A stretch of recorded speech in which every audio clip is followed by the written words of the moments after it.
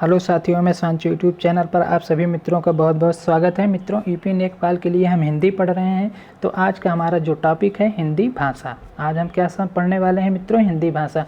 तो हिंदी भाषा से सबसे पहले किस प्रकार के प्रश्न पूछे जाते हैं उनको समझते हैं, यानी इस टॉपिक में हम क्या क्या पढ़ने वाले हैं। तो हिंदी का जन्म कैसे हुआ, हिंदी का विकास कैसे हुआ, हिंदी के जन्म के विकास का क्रम क्या रहा, हिंदी किस यानी 16वीं शताब्दी में हिंदी को किस नाम से जाना जाता था, किस कवि ने हिंदी को किस नाम से संबोधित किया है। इस सब टाइप के जितने भी प्रश्न होते हैं उनको क्लियर करेंगे।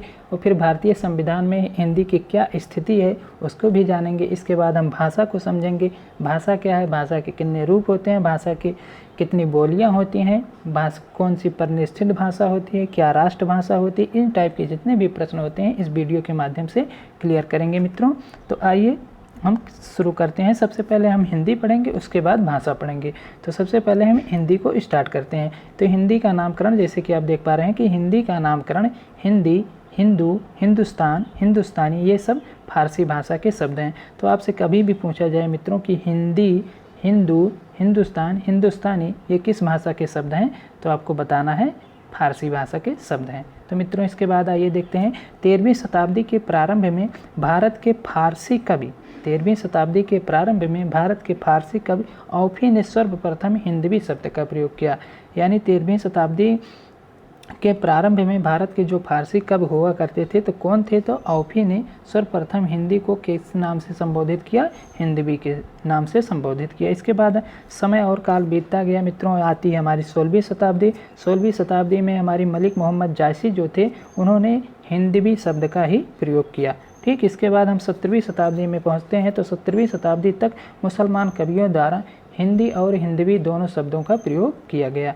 इसके बाद हम आते हैं 18वीं शताब्दी। तो 18वीं शताब्दी में मित्रों अंग्रेज़ों का आगमन होता है, जैसा कि हम जानते हैं। तो अंग्रेज़ों ने हिंदी को हिंदुस्तानी की संज्ञा दी। यानी हिंदी को किसने हिंदुस्तानी कहा, ये भी प्रश्न पूछा गया है। तो मित्रों आपको ध्यान रखना है कि 18वीं शताब्दी में जब अंग्रेज़ों का भारत में आगमन होता है तो उन्होंने हिंदी को हिंदुस्तानी की संज्ञा दी, यानी उन्होंने हिंदी को हिंदुस्तानी कहा। ठीक, आइए इसके बाद देखते हैं मित्रों आगे है मित्रों हमारा कि भारत के संविधान में हिंदी को राष्ट्रभाषा के रूप में स्वीकार किया गया है।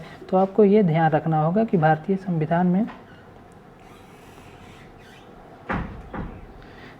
संविधान में हिंदी को किस रूप में स्वीकार किया गया है, तो राष्ट्रभाषा के रूप में स्वीकार किया गया है। इसके बाद हमारा जो नेक्स्ट क्वेश्चन होता है, नेक्स्ट टॉपिक है मित्रों, आइए देखते हैं इसको क्या कह रहा है कि भारतीय संविधान के अनुच्छेद यानी किस अनुच्छेद में हिंदी के बारे में कहा गया है। तो 343वें अनुच्छेद में, यानी भारतीय संविधान के अनुच्छेद 343वां जो है उसमें हिंदी का वर्णन किया गया है।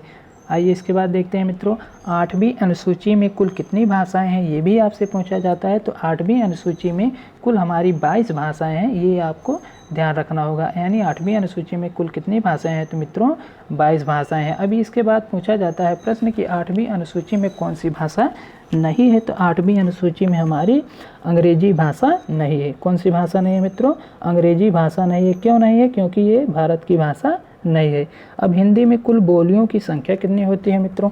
तो हिंदी में जो हमारी बोलियां हैं वो कितनी हैं? 18 बोलियां हैं। इन सब बोलियों को अगली वीडियो के माध्यम से हम समझेंगे, ठीक, जो नेक्स्ट क्लास होगी।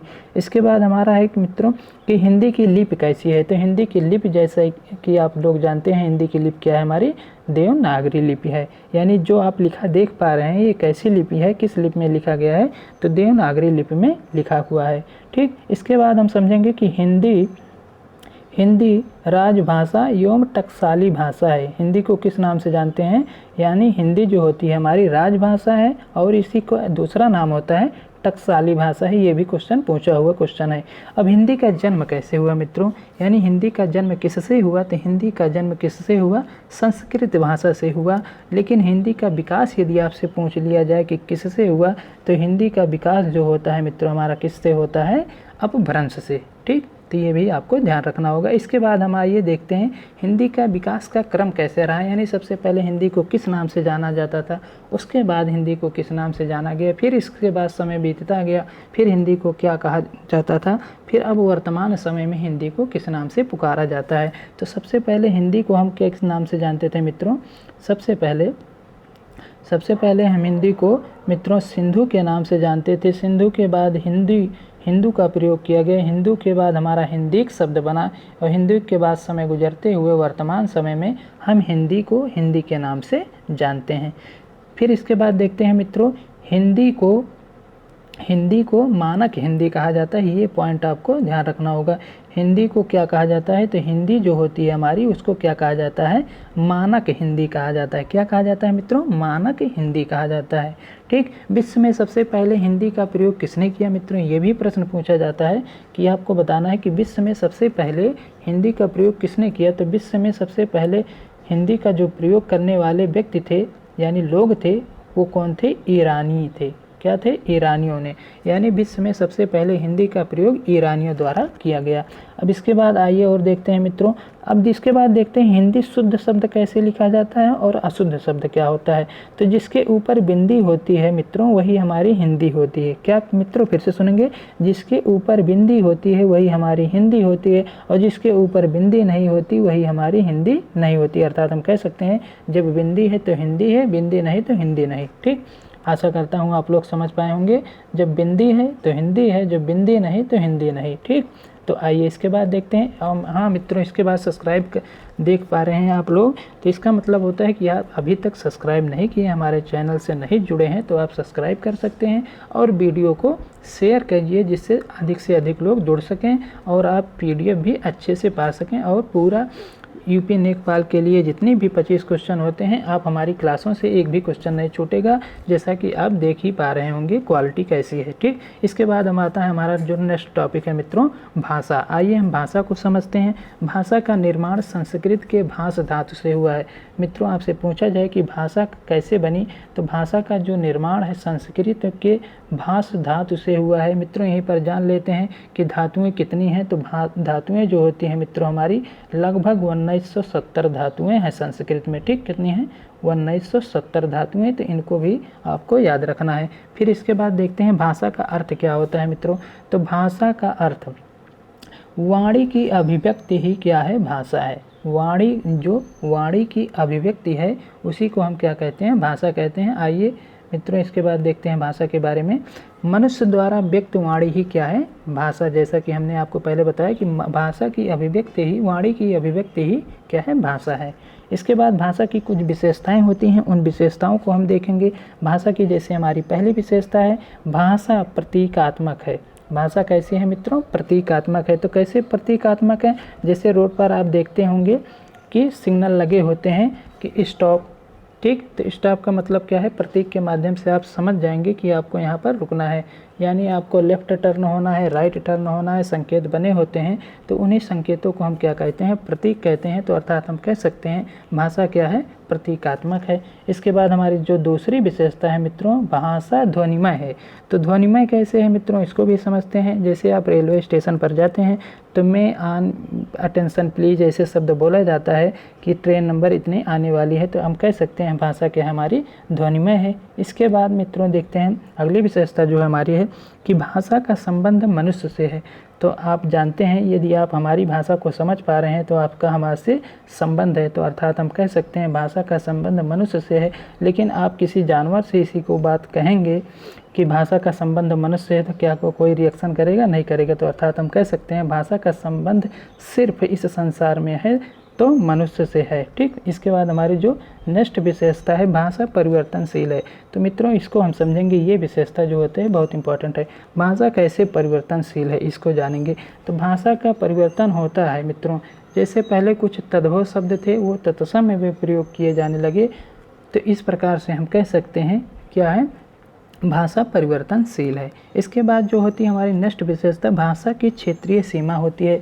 तो भाषा की क्षेत्रीय सीमा कैसे होती है मित्रों, भाषा की, इसको हम समझेंगे कि भाषा की क्षेत्रीय सीमा होती है। जैसे हम देखिए समझते हैं मित्रों, जैसे ये हमारा क्या है, भारत देश है, ये भारत है हमारा इंडिया, और इसके बाद हमारा ये अमेरिका रहा, ये क्या रहा, अमेरिका। तो भारत में हिंदी बोली जाती है मित्रों, यानी एक विशेष क्षेत्र में बोली गई। इसके बाद हमारी जो अमेरिका जो है हमारा, यहाँ पर अंग्रेजी भाषा बोली जाती है। क्या भारत के लोग क्या अमेरिका के लोग भारत में आएंगे तो वो हिंदी थोड़ी बोलेंगे, वो क्या बोलेंगे, अंग्रेजी ही बोलेंगे। तो इस प्रकार से हम कह सकते हैं कि भाषा की जो होती है एक सीमा के अंदर बोली जाती है, यानी अपनी एक सीमा होती है। आइए इसके बाद देखते हैं मित्रों अब भाषा के कितने रूप होते हैं मित्रों। तो प्रत्येक देश में भाषा के कुल कितने रूप हो सकते हैं, तो कुल कितने रूप होंगे मित्रों, 3 रूप होते हैं। कितने रूप होते हैं, 3 रूप हो सकते हैं। कौन कौन से हो सकते हैं, पहला रूप जैसे है मित्रों हमारा बोली। भाषा के कुल कितने रूप हो सकते हैं, 3 हो सकते हैं। पहला जो होता है हमारा बोली, दूसरा जो होता है हमारा परिनिष्ठित भाषा, तीसरा जो होता है हमारा राष्ट्रभाषा। तो अब इसके बाद हम समझेंगे बोली किसे कहते हैं, फिर उसके बाद देखेंगे परिनिष्ठित भाषा किसे कहते हैं, फिर हम समझेंगे कि राष्ट्रभाषा किसे कहते हैं। तो आइए सबसे पहले हम बोली को समझते हैं। तो बोली क्या होती है मित्रों, इसको ध्यान से समझेंगे। भाषा का ऐसा रूप जो साधारण जनता अपने घरों या समूहों में प्रयोग करती है उसे हम बोली कहते हैं। भाषा का ऐसा रूप जो साधारण जनता अपने घरों या समूहों में प्रयोग करती है उसे हम क्या कहते हैं मित्रों, बोली कहते हैं। क्या कहते हैं, बोली कहते हैं। अब भारत में कुल कितनी बोलियां हैं, तो मित्रों भारत में कुल मिलाकर 650 बोलियां हैं। कितनी बोलियां हैं मित्रों, 650। ये क्वेश्चन पूछा हुआ क्वेश्चन है, ठीक, तो आपको ध्यान रखना होगा। इसके बाद जो देश के विभिन्न क्षेत्रों में बोली जाती हैं, यानी भारत में कुल मिलाकर 650 बोलियां हैं जो देश के विभिन्न क्षेत्रों में बोली जाती हैं, ये भी आपको ध्यान रखना होगा। इसके बाद हम देखेंगे परिनिष्ठित भाषा, यानी परिनिष्ठित भाषा क्या होती है इसको समझेंगे। जिस बोली का प्रयोग व्याकरण के रूप में होने लगता है उसे हम क्या कहते हैं मित्रों, परिनिष्ठित भाषा कहते हैं। अर्थात हम कह सकते हैं बोली का जब हम व्याकरण बना लेते हैं, यानी कोई बोली होती है उसका जब हम प्रयोग व्याकरण के रूप में करने लगते हैं तो ही हमारी क्या होती है, परिनिष्ठित भाषा।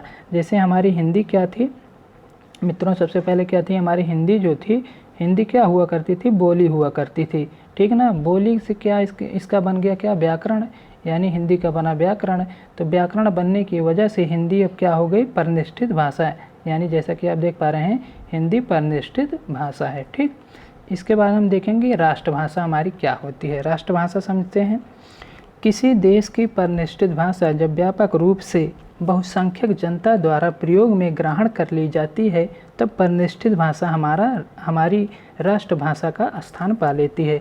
अर्थात हम कह सकते हैं जब परिनिष्ठित भाषा यानी किसी देश की परिनिष्ठित भाषा जब व्यापक रूप में बहुत से लोग उसका प्रयोग करने लगते हैं तो उसी परिनिष्ठित भाषा को हम राष्ट्रभाषा का दर्जा दे देते हैं। मित्रों आशा करता हूँ आप लोग समझ पा गए हैं। इसके बाद इस प्रकार से हमने आज के जो भाषा के विकास क्रम होता था, यानी हिंदी भाषा का जो टॉपिक होता है मित्रों हमने समझ लिया, पूरा कर लिया। इसके बाद यदि आपने अभी तक हमारे चैनल से नहीं जुड़े हैं तो मित्रों प्लीज़ आप हमारे चैनल को सब्सक्राइब कर लीजिए, वीडियो को शेयर कीजिए और कमेंट बॉक्स में बताइए कि वीडियो आपको यानी क्लासें कैसे लग रही हैं। इसके बाद हम नेक्स्ट क्लास में मिलते हैं। तो मित्रों आज के लिए बस इतना ही। जय हिंद, जय भारत।